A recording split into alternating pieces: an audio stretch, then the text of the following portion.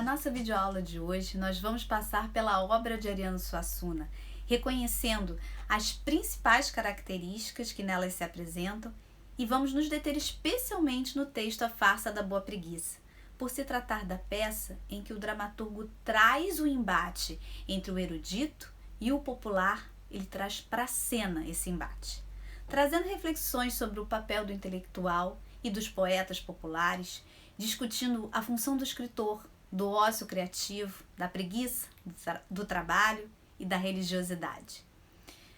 No universo dramatúrgico de Ariano Suassuna, a oposição entre o bem e o mal se dá no embate entre o sertanejo nordestino, que, embora desprovido de riqueza material, tem a seu favor uma esperteza impressionante, como, por exemplo, os personagens João Grilo e Caroba, e tendo como oponente o rico, explorador e opressor. E nesse embate, leva sempre a melhor o homem simples, desprovido de riqueza material, mas que é esperto e que conta geralmente com uma ajuda do além, de seres celestiais, uma espécie de deus ex machina do teatro grego. Essa esperteza seria um recurso que o pobre possui para sobreviver num mundo comandado por poderosos despidos de humanidade. Isso demonstra a opção ideológica clara do autor a favor dos menos favorecidos. Essa presença de seres celestiais e de seres demoníacos intervindo no destino de um grupo de mortais aparece em várias das suas obras, como no Alto da Compadecida, escrita por Ariano em 1955. Nesse texto, essa intervenção se dá no mundo dos mortos. João Grilo e os outros personagens estão mortos e precisam da ajuda de Nossa Senhora, a Compadecida, e de Jesus Cristo, Manuel, para que não sejam encaminhados para o inferno. Como o que acontece com o Alto da Barca do Inferno, escrito em 1517 por Gil Vicente. Só que na peça de Gil Vicente, a maioria dos mortos não escapa ao fogo do inferno. Já na peça de Ariano, com a argumentação precisa de Nossa Senhora e de Jesus Cristo, todos os personagens são livrados do castigo. Ariano disse sobre a influência de Gil Vicente em sua obra: "Tenho muita admiração por Gil Vicente e sua influência, acredito, é perfeitamente visível no Alto da Compadecida e em outras peças minhas. E por ele ter sido um católico com uma visão bastante libertária, espero ter me mantido na mesma linha." O universo teatral criado por Ariano Suassuna possui esse olhar generoso com seus personagens pertencentes às camadas menos favorecidas da sociedade, que ganham a simpatia do público pela sua esperteza, graça e malícia, como uma única forma de se impor à força física ou poder econômico dos poderosos da sociedade. É o caso dos personagens Caroba e Pinhão na peça O Santo e a Porca, escrita por Ariano em 1957. O público pode até se opor ao modo interesseiro com que Caroba e Pinhão agem inicialmente, mas não tem como não simpatizar com eles ao descobrir que são explorados vergonhosamente pelos patrões. Caroba e Pinhão, assim como João Grilo, possuem linguagem e esperteza que lhes permite negociar, argumentar e tramar em proveito próprio ou dos outros. E fazem isso com muita desenvoltura, porque nas peças de Suassuna não há distinção entre o nível de linguagem usado pelos patrões e o usado pelos empregados. O que Ariano faz é armar os representantes das camadas mais pobres da sociedade com o mesmo poder de comunicação dos que detêm o poder. Os personagens, nesse caso, não sofrem da mesma angústia de Fabiano no romance Vidas Secas, do também nordestino Graciliano Ramos. Fabiano, por ser limitado em relação à linguagem, não consegue se expressar da maneira que gostaria ou que precisaria para se livrar da exploração e da opressão. Em 1960, Ariano escreveu a peça Farsa da Boa Preguiça, em que o preguiçoso poeta Joaquim Simão conta com a ajuda de um santo, o Simão Pedro, para se defender do poderio econômico de Aderaldo Catacão e das tentativas dos diabos de levá-lo para o inferno. Num primeiro momento, inclusive, o capitalista Aderaldo Catacão conta com a simpatia de um anjo, Miguel Arcanjo, mas vai perdê-la no final da peça, quando ele constata a extrema avareza do seu protegido. Junto também com os dois enviados do céu, encontra-se Jesus Cristo, Manuel Carpinteiro, que a tudo observa e avalia. Essa relação direta dos seres celestiais com os seres terrenos, empenhando-se para influenciar no seu destino, aproxima-se claramente do universo da mitologia grega, onde os deuses participavam diretamente do destino dos mortais. Na Ilíada e na Odisseia, nós temos os deuses em embates para proteger ou castigar os heróis. Já nos textos de Ariano e dos autos medievais, marcados pela presença da mitologia cristã, são os anjos e santos que enfrentam os demônios para evitar que os personagens sejam punidos com fogo do inferno. Na farsa da Boa Preguiça, diferente do Alto da Compadecida, essa intervenção celestial para evitar a vitória do diabo acontece no mundo dos vivos. Ou seja, esses seres celestiais descem ao mundo dos mortais. E nesse caso, os seres celestiais eles precisam assumir a condição de um mortal e andar entre os homens como se fosse um deles. Nessa condição de mortal, pode ocorrer algum desvio de conduta que fuja ao que se espera de um anjo ou de um santo, que acaba agindo como um simples mortal e pode ter esses desvios de conduta. A farsa da Boa Preguiça é a única peça do autor que ele classifica como farsa, que remete ao gênero farsesco. Para alguns estudiosos, a peça não chega a ser uma farsa propriamente dita devido à sua longa extensão e à forte tendência religiosa próxima da moralidade. As farsas se caracterizam por ter curta extensão, com personagens tipo, extraídos do cotidiano, e com um enredo cômico em que estão presentes a ironia, a sátira, a paródia e o humor, os travestimentos, as inversões, as mímicas, os trocadilhos, as grosserias e a linguagem escatológica. Na farsa da Boa Preguiça, o dramaturgo utiliza o aspecto cômico próprio da farsa, mesclado à religiosidade e à moralidade, proporcionando uma mistura de gêneros e elementos teatrais. A farsa da Boa Preguiça se originou da reescritura de dois entremeses, O Rico Avarento e O Homem da Vaca e o Poder da Fortuna, os dois escritos por Suassuna.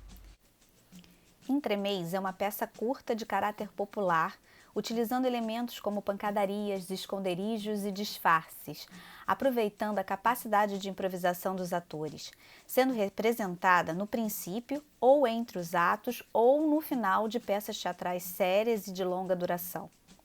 Ariano chamava de entremeses suas peças curtas em um ato. Então, a farsa da Boa Preguiça é considerado um modelo dessa integração de elementos populares diversos, como o folheto, através do entremês O Homem da Vaca, e diversas outras citações, o teatro de Mamulengo, com a reescritura de dois entremeses escritos para esse formato, além da utilização de frases curtas cantadas que se repetem, típicas dos espetáculos mamulengos, como, por exemplo, a frase "Ô mulher, traz meu lençol que eu tô no banco deitado", que se repete algumas vezes nas falas de Joaquim Simão. A farsa da Boa Preguiça é escrita em versos livres e composta por 3 atos: o peru do cão coxo, a cabra do cão caolho e o rico avarento. Os personagens que formam a intriga da peça são o poeta preguiçoso, Joaquim Simão, e a sua esposa Nevinha, o rico Aderaldo Catacão e sua esposa Clarabella, 3 personagens infernais, Andresa, Fedegoso, Quebra-Pedra, e 3 personagens celestes, Simão Pedro, Miguel Arcanjo e o narrador Manuel Carpinteiro. Então podemos observar a divisão dos personagens em 2 núcleos. O núcleo dos seres humanos, que se encontram entre a virtude e o vício. Esse núcleo é composto pelos personagens Joaquim Simão, Nevinha, Clarabella e Aderaldo Catacão. Do outro lado, nós temos o núcleo dos seres místicos religiosos, que são os que participam do julgamento de salvação ou condenação das almas humanas. Esse núcleo é composto pelos seres celestiais, Manuel Carpinteiro, Simão Pedro e Miguel Arcanjo, e pelos seres infernais, Andresa, Fedegoso e Quebra-Pedra. As características dos personagens da farsa são também delineados pelo modo como se vestem e veem o mundo a partir da realidade que vivenciam. Segundo Ariano, o figurino nas suas peças tem uma função teatral específica, tornando-se um elemento cênico que colabora para representar a grandeza e a festividade do povo nordestino, como aponta o próprio autor. Para as roupas usadas na farsa, como em todas as minhas peças, aliás, duas coisas devem ser levadas em conta. Primeiro, que o povo nordestino em geral, e em particular os atores dos espetáculos populares, conseguem, com imaginação maravilhosa, criar a beleza, a grandeza e o festivo partindo da maior pobreza. Em segundo lugar, que no meu teatro a roupa nunca é somente um acessório apenas decorativo. Tem sempre uma função teatral a desempenhar. Então, assim, conforme ele mesmo coloca na rubrica, Aderaldo se veste de maneira rica, pretensiosa e feia, e sua esposa Clarabella com um falso refinamento granfino última moda. Já Joaquim Simão se veste com a elegância dos miseráveis. Sua mulher Nevinha está ajeitada e bonitinha como pode. A caracterização das roupas e do espaço evidencia com expressividade os dois polos da intriga, os ricos, Aderaldo e Clarabella, versus os pobres, Joaquim Simão e Nevinha.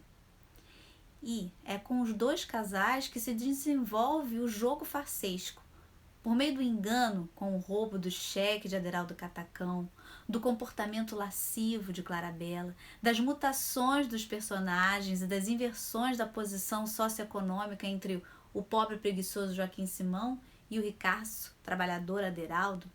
Tudo isso é que possibilita o uso da moralidade no enredo da peça, mostrando que há a preguiça de Deus e a outra que é do diabo, que além disso pode haver riqueza na pobreza e pobreza na riqueza.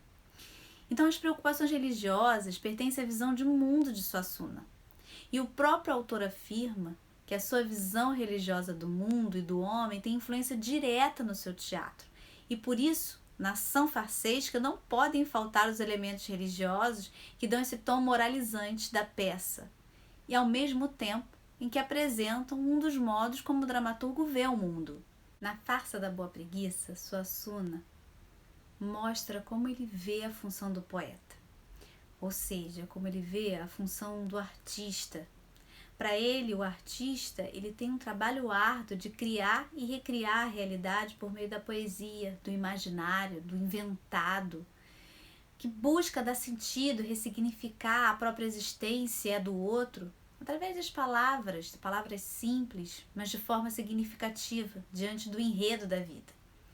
Portanto, a recusa de Joaquim Simão em trabalhar, em buscar o alimento para a família por meio de um outro trabalho, não se deve somente à sua preguiça, mas também pela consciência que ele tem do seu trabalho como poeta, mesmo sem receber um salário ou qualquer quantia em dinheiro por essa tarefa.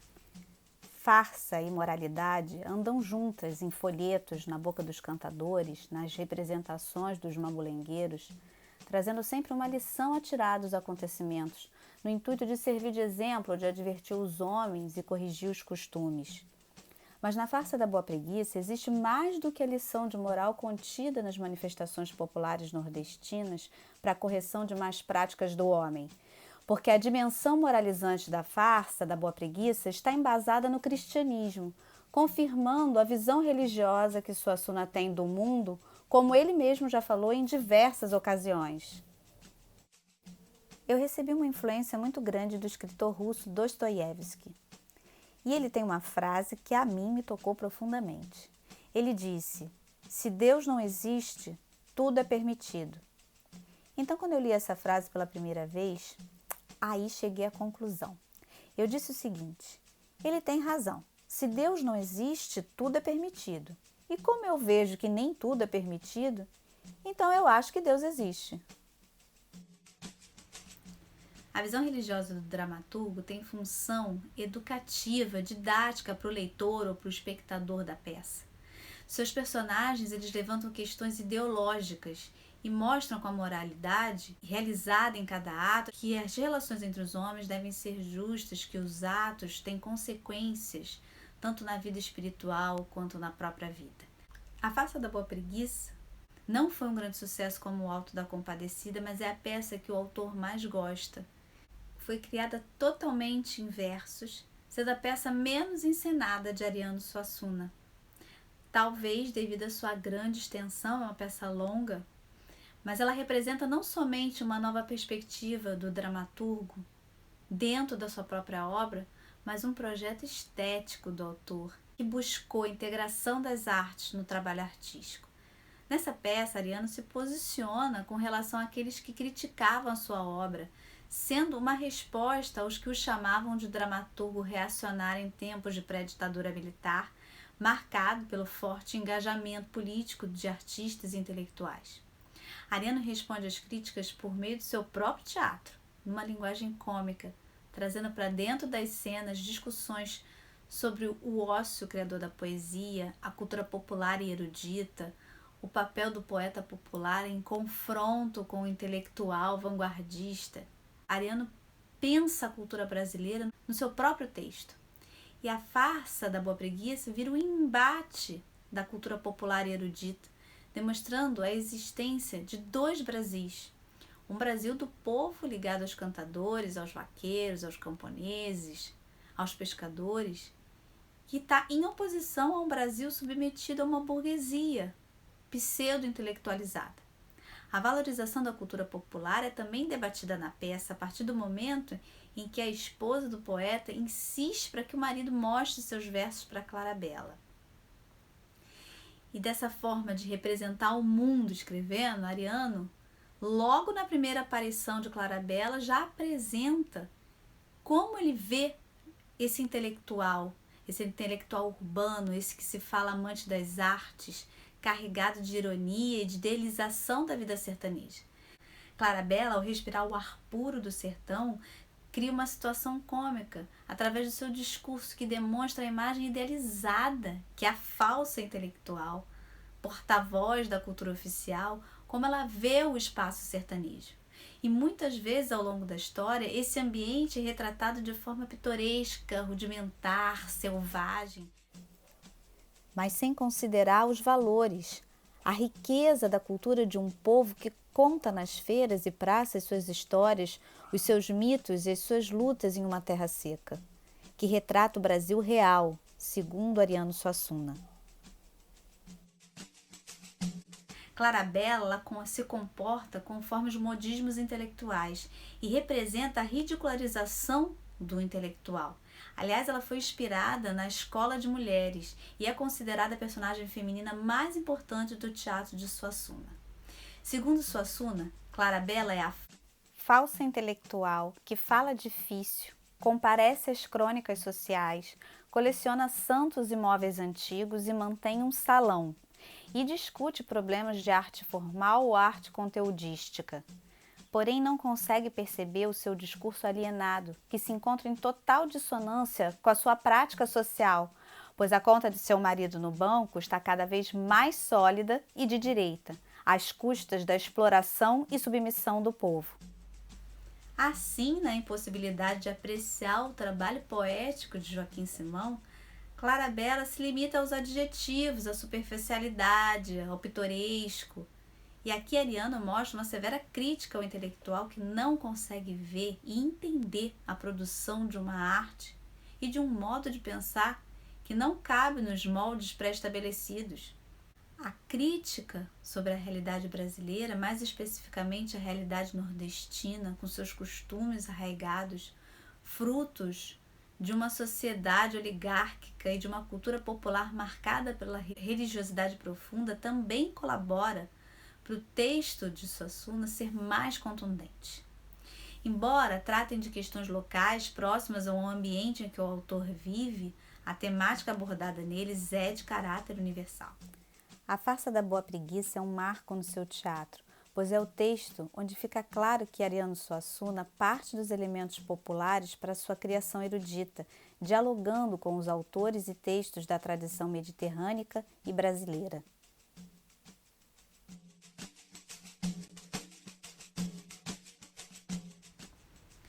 A Farsa da Boa Preguiça foi elaborada a partir da fusão entre o erudito e o popular, assim como as outras peças de Suassuna, mas aqui foi de forma mais complexa, devido à maior junção de elementos advindos do Bumba Meu Boi, do mamulengo, do romanceiro popular do Nordeste, como nós já comentamos. Ariano recolhe os pensamentos, as normas, os valores, as histórias da tradição popular e junta com a visão de mundo dele mesmo, de um dramaturgo com uma formação erudita num processo de recriação e de reescritura. Ariano disse: "Eu não faço distinção de grau entre cultura erudita e popular brasileira. Para mim, eu dou a mesma importância. Eu falo mais da cultura popular porque ela é mais abandonada." E é assim que o autor cria um texto rico como a Farsa da Boa Preguiça, no qual a questão entre literatura popular e literatura erudita não passa por cultura superior ou inferior, mas sim pelas diferenças entre as manifestações culturais. Nessa perspectiva, a Farsa da Boa Preguiça não representa somente as escolhas estéticas e artísticas do dramaturgo, a partir dos romances e espetáculos populares do Nordeste, mas aqui está presente a sua visão de mundo como pensador da cultura brasileira, se afirmando com um teatro testemunhal e comprometido, que busca incansavelmente, como propõe o movimento armorial, a criação de uma arte brasileira erudita por meio dos elementos da cultura popular.